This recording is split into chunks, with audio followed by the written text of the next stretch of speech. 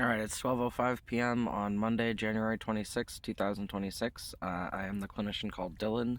My primary pronouns are they, he, ze, and it.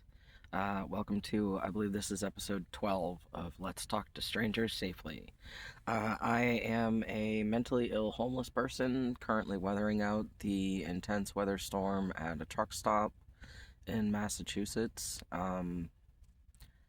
Yeah, let's just talk about the experience of homelessness. A lot of people have simply never experienced a lot of the things that I've experienced because I was willing to get in my car and drive and just end up wherever I ended up, sleep in the car overnight, see what's in the local area. I love being a traveler. I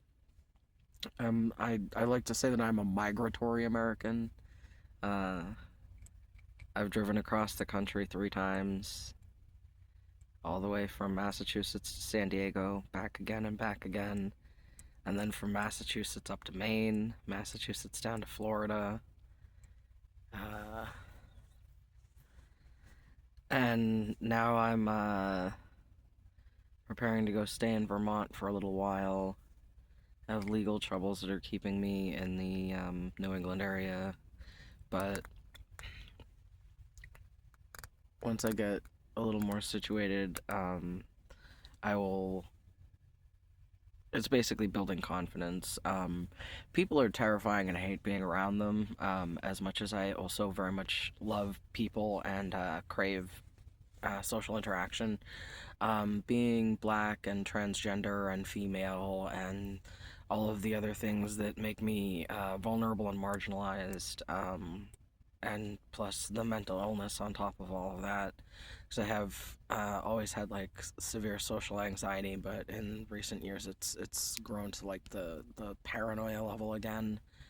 Um, so I spend a lot of my time just conserving my energy, laying down, sleeping, thinking, trying to plan for my next move, trying to figure out what I'm going to eat next. My companion, I have another homeless person staying with me in my van so that they don't die in the storm. Well, they were staying with me anyway, but we're helping each other survive the winter. They let me stay in their apartment when they still had one last summer or last spring, and then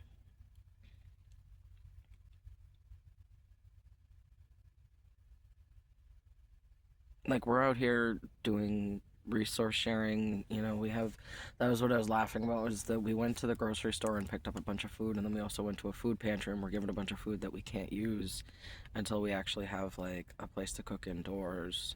um which I have a place coming up this coming week. I'm actually going to be able to like cook my own food, but we bought a bunch of like Chef Boyardee and like ready to eat snacks that it's just all frozen. Like it's freezing cold out here. So like the cans aren't like frozen solid, but it's a difficult life I'm living, and I am at this point looking forward to living indoors mostly for the ability to cook my own food. Um I've struggled with addiction issues for a long time. I'm not having like I the person I'm housing right now doesn't drink, so I'm just not drinking to support their not drinking, and not having any problems with that. As I've been like thinking, like I want to go get a drink. I want like the last several nights. I'm like I really want to like hit the liquor store and just get like a couple of nips, just enough. But I'm like, nah, the money is so tight, and I just don't need to. So, like I guess at this point the temptation is there, but I'm just like, no, it's not important enough. Like he's still my boyfriend. We didn't break up. I may never see him again, but he's still my boyfriend. My boyfriend was the kind of person who like had to wake up and immediately get a drink, and then like his day was pretty much just spent sitting in front of the liquor store, begging for money, and people would give him food. People would just buy him booze and give him food because he's well loved in the community. Like he's a very nice, likable guy, but he's resigned himself to that's just what life is for him, and eventually he's gonna die. And like I would try to talk to him about like like don't you want to try and like improve your situation at least a little bit, because otherwise like you're not gonna survive another winter out here. Like you're gonna die. And he'd just look at me and go, acceptance of death. Okay.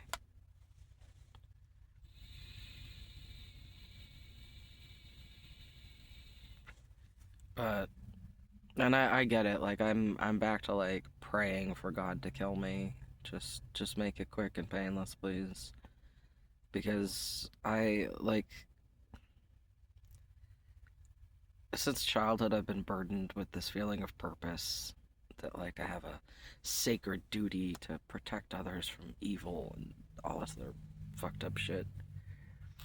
Just very interesting considering the person that I was. Is like for a long time I was like, I am the Antichrist and I must cause chaos and mayhem. I wasn't that bad. I talked a good game, but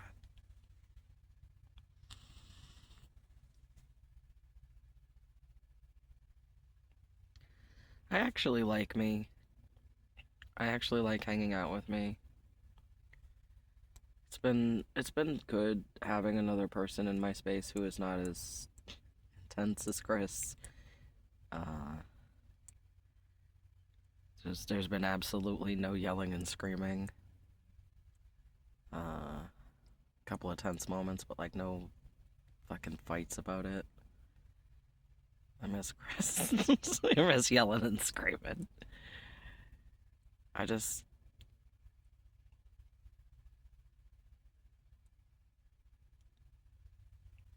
I miss being excited, but being excited is what gets me locked in places.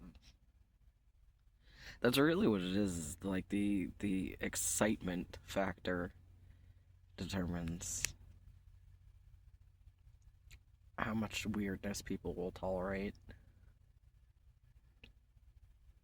Uh, so yeah, it's very cold. Oh right, I'm seeing the news like coming in about you know, like I limit my intake of the news because it's just too much information.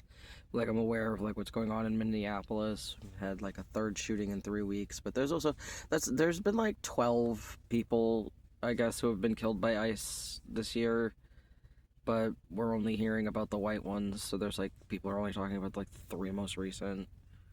Um, And I to be bitter and jaded about it, there's so many names, how are we expected to remember them all? Like we've just been allowing this to happen for so long. And I'm at a point where I like I've been soul searching about this and I've had plenty of time locked in places where I couldn't do anything anyway to think about what I was gonna do, and nope, I know my role in a fight and it's to not be on the battlefield. Um I'm a medic. I'm not a battlefield medic anymore. I like that was how I like got through like some pretty heavy bouts of psychosis. Was just pretending that this was like an actual like active war zone. Um, and that like the random addicts and combat vets that I was encountering on the streets, which are often this like one and the same. There's a lot of addicted combat vets out there. But like I just roam around and have conversations with people. And when I got out of jail most recently, I got two messages from different people telling me that I had saved their lives in the fall, just before I went into the hospital. And that's something that I have to keep reminding myself when I sit around. I sit around feeling pretty useless and pretty worthless because that's what society has told me I'm supposed to feel as a homeless person. There's just a lot of people that don't value the lives that I affect, the lives that I've saved. Because at this point, just not in like a dramatic, like emergency room, life or death, this person's about to die kind of way, but like probably hundreds. The reach is thousands. Our lives matter. I value them.